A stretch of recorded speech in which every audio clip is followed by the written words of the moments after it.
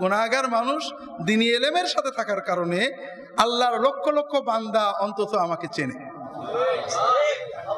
আমার মৃত্যুর খবর শুনে দোয়া করতে পারবে, আমার মরার পরেও আমি অনেক বছর আল্লাহ দিলে বেঁচে থাকবো। কিন্তু ওই স্যারেরা বেঁচে থাকবে না, ওরা মরার সঙ্গে সঙ্গে মরে যাবে। ইমাম নববী এই দুনিয়ার জীবনে 40 বছর বাঁচছিলেন মাত্র, তাও না।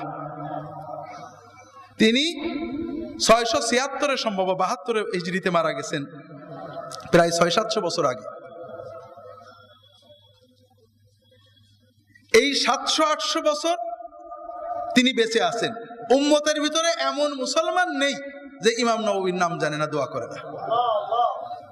কাজেই আল্লাহর কাছে কবুল হওয়ার, আখেরাতের বড় মর্যাদা পাওয়ার